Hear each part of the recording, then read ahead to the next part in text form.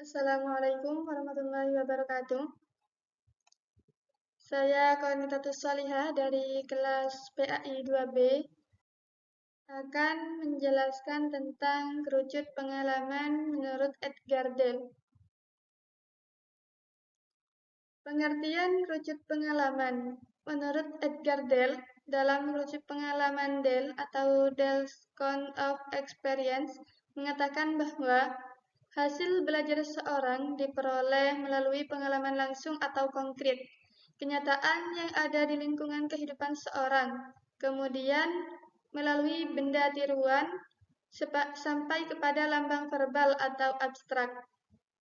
Semakin ke atas puncak kerucut, maka semakin abstrak media penyampaian pesan itu. Proses belajar dan interaksi mengajar tidak harus dari pengalaman langsung, tetapi dimulai dengan jenis pengalaman yang paling sesuai dengan kebutuhan dan kemampuan kelompok siswa yang dihadapi dengan mempertimbangkan situasi belajar. Pengalaman langsung akan memberikan informasi dan gagasan yang terkandung dalam pengalaman itu. Oleh karena itu, ia melibatkan indera penglihatan, pendengaran, perasaan, penciuman, dan perabaan.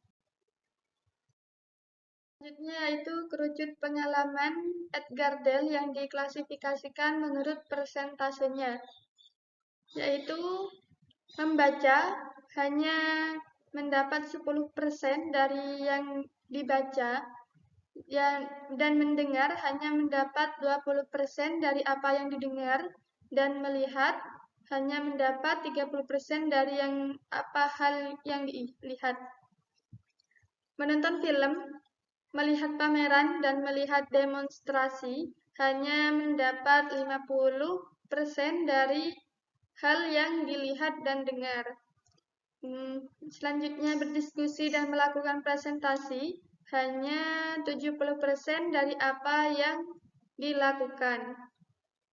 Dan yang terakhir bermain peran, melakukan simulasi dan melakukan hal nyata hanya 90% dari apa yang dikatakan dan dilakukan.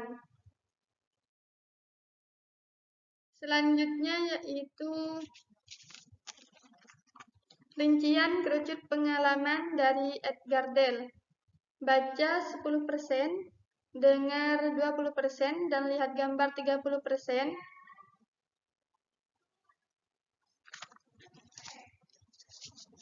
Pada tingkatan ini, penggambaran realitas secara langsung sebagai pengalaman yang kita temui pertama kalinya.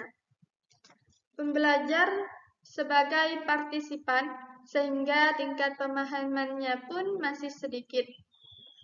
Selanjutnya yaitu menonton film, melihat demonstrasi, dan melihat pameran. Presentasi dan berdiskusi 70%. Pada tingkatan ini, pembelajar sudah diberikan suatu bentuk permasalahan, sehingga pembelajar aktif berpikir tentang permasalahan tersebut. Pembelajar masih sebagai partisipan karena masalah yang diberikan masih berupa masalah yang konkret. Yang selanjutnya yaitu bermain peran, simulasi, dan melakukan hal yang nyata, 90%. Pada tingkatan ini, pembelajar sudah bertindak sebagai pengamat, turun langsung dalam mengamati sebuah permasalahan, sehingga tingkat permasalahannya pun lebih besar.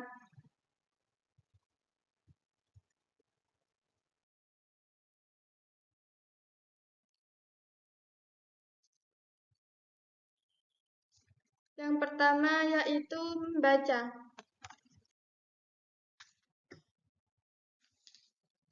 Baca atau membaca, pengalaman melalui membaca yaitu ketika seorang belajar hanya dengan membaca buku saja, maka hanya 10% materi dari buku tersebut yang dapat diingat, karena siswa hanya sebagai partisipan, sehingga tingkat pemahamannya pun masih sedikit. Yang kedua yaitu mendengar. Pengalaman melalui mendengar, seperti mendengarkan dari radio tape recorder yang sifatnya lebih abstrak dibandingkan dengan gambar hidup, sebab hanya menggunakan satu indera saja, yaitu indera pendengaran. Dengan hanya mendengarkan, daya ingat yang siswa dapat hanya 20%. Yang ketiga yaitu melihat gambar. Melihat gambar, pengalaman melalui melihat lambang-lambang visual, seperti gambar, diagram, grafik, dan bagan dapat memberikan pengalaman yang lebih luas kepada siswa. Dengan melihat gambar, siswa bisa menyerap 30% dari materi. Yang keempat yaitu menonton film, melihat demonstrasi, dan melihat pameran. Menonton film atau gambar hidup merupakan rangkaian gambar mati yang diproyeksikan pada layar dengan kecepatan tertentu. Dengan menonton film, siswa dapat menyerap 50% dari materi. Dan selanjutnya yaitu melihat demonstrasi. Pengalaman melalui demonstrasi adalah teknik informasi melalui peragaan, dan siswa hanya melihat peragaan orang lain. Dengan melihat demonstrasi, siswa dapat menyerap 50% dari materi. Yang selanjutnya itu melihat pameran. Melihat pameran hampir sama dengan melihat demonstrasi. Melihat pameran itu seperti melihat di museum. Yang kelima yaitu berdiskusi dan melakukan presentasi. Yang selanjutnya itu berdiskusi. Pengalaman ini dapat diperoleh dengan merancang pembelajaran kelompok, sehingga antar pelajar dapat saling berbagi atau bertukar informasi mengenai suatu masalah. Yang selanjutnya yaitu berbicara atau melakukan presentasi, yaitu berbicara di hadapan orang banyak untuk menyampaikan gagasan, ide, materi, dan sebagai narasumber. Dalam berdiskusi dan melakukan presentasi, siswa dapat menyerap materi sebanyak 70%.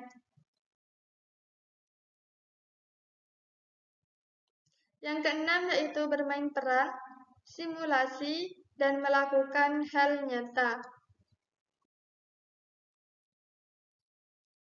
Bermain peran atau pengalaman melalui drama, yaitu pengalaman yang diperoleh dari kondisi dan situasi yang diciptakan melalui drama atau peragaan dengan menggunakan skenario yang sesuai dengan tujuan yang hendak dicapai.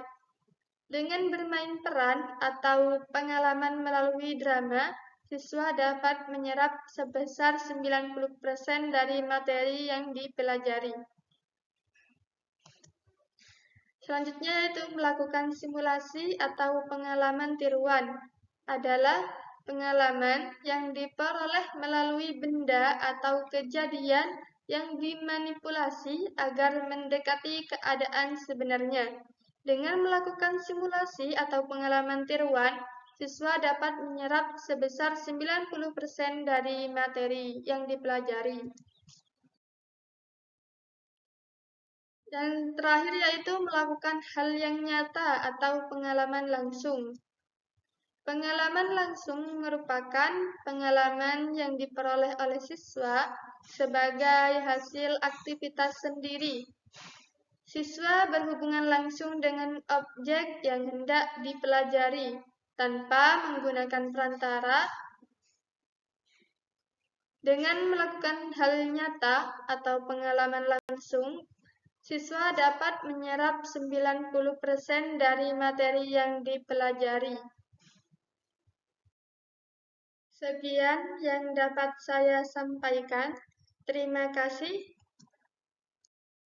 Assalamualaikum warahmatullahi wabarakatuh.